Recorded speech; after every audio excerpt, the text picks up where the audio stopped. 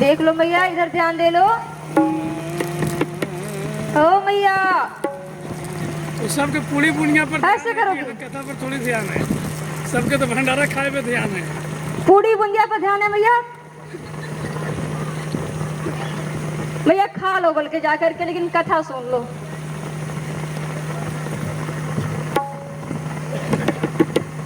आज भगवान जैसे ही पंडा का रूप बना करके सामने आए तो कहता है दानचंद्र कि तुम यहाँ भी आ गए। बोले हाँ, मैं हर जगह जा सकता हूँ, तुम कहीं नहीं बच पाओगे। अब वहां से अब कहते हैं वो पंडित जी, भगवान ही कहते हैं, रूप बदल करके आए थे ना, तो कहते हैं कि अब दान करो, कुछ स्नान किए हो तो दान करो। कहते अभी नहीं देंगे महाराज, घर जाएंगे ना तो घर पे आकर के ले लीजिएगा, अभी अब नहीं देंगे।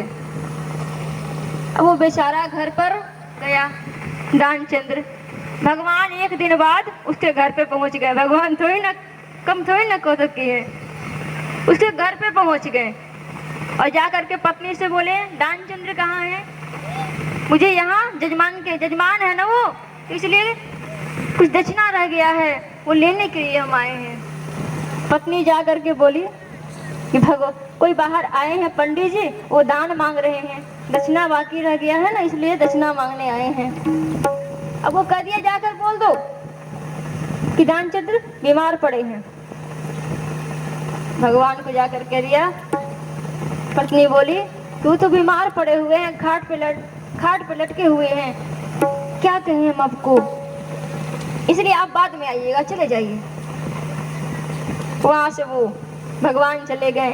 फिर भगवान सोचे कि अब तो 1 आध घंटा 2 घंटा बीत ही चुका है, अब तो जजमान मेरा ठीक ही हो चुका होगा। फिर भगवान पहुंचे पंडा के रूप धारण करके, जा करके बोले कि अब तो 1 घंटा बाद कैसी तबीयत है जजमान जी, कैसी हालत है? जा करके पत्नी बोली कि फिर से आ गए। बोले फिर से आ गए? बोले हाँ। तो एक काम करो कि जाकर कह दो कि मर गए दानचंद्र। कि हाय राम, ये कैसे शब्द बोलते हैं, हम ऐसे ना बोलेंगे ना, बिल्कुल नहीं बोलेंगे। बोले हाँ, जाकर कह दो, मर थोड़ी ना गए हैं। तो अब जाकर के पत्नी कहती है कि क्या कहे पंडित जी, वो तो चल बसे, अब खत्म हो गए। अब भगवान सोचे कि चल बसे तो अब तो जो अंतिम क्रिया होती है वो तो करानी पड़ेगी ना। तो पूरे गांव वाले को हला कर दिए कि दानचंद्र मर गया, मर गया, मर गया। पूरे गांव में हला हो गया। पूरे गांव वाले सब इकट्ठा आकर के वहीं पे खड़े हो गए।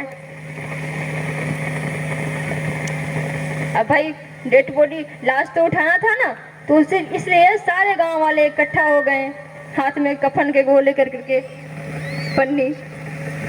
और जैसे ही अब वो दानचंद्र नखड़ा कर करके अपने सांस को रोक करके लेटा हुआ था, चुपचाप सांस भी रोक लिया, मुख से भी सांस ना ले, नाक से भी ना ले, इतने कंजूस था।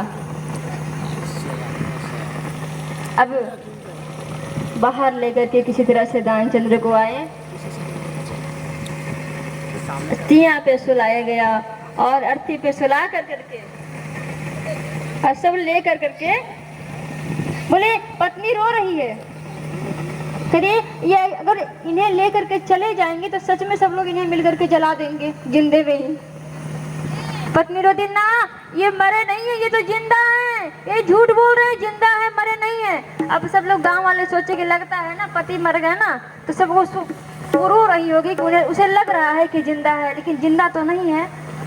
सब गांव वाली मैया समझा रही है, जबरदस्ती घर में बंद कर दी। दानचंद्र को लेकर के सब लोग श्मशान घाट पर पहुंच गए। वहां पे आग लगाने की तैयारी हो रही थी। तब तक भगवान बोले अभी मान जाओ, मैं बोल रहा हूँ ना, मान जाओ। अरे मैं भगवान हूँ, धीरे से कानों के, मैं भगवान हूँ, मान जाओ। फिर आंख खोले तो वही पंडा दिखाई पड़े। दानचंद्र जैसे ही आंख खोले तो वही पंडा फिर से दिखाई पड़े, भगवान ही पंडा के रूप में बोले तुम फिर यहाँ आ गए? बोले हाँ, मैं यहाँ भी आ गया।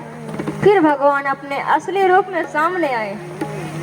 जैसे ही सामने आए हैं तो आज दानचंद्र से बोले कि मांगो, क्या वरदान मांगना चाहते हो? तुम्हारी भक्ति देख करके हम बड़े प्रसन्न हैं, मांगो क्या मांगना चाहते हो? तो आज कहते हैं कि जो 2 रुपया दान मांगे थे ना, आप वो मुझे छोड़ दीजिए और कुछ मत दीजिए। तो भैया कंजूस मत बनो।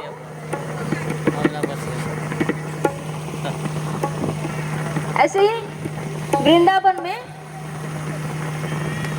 गीता प्रेस में लिखा हुआ है, बहुत छिपा करके लिखा हुआ ये था कि एक संत जी थे, बड़ा ही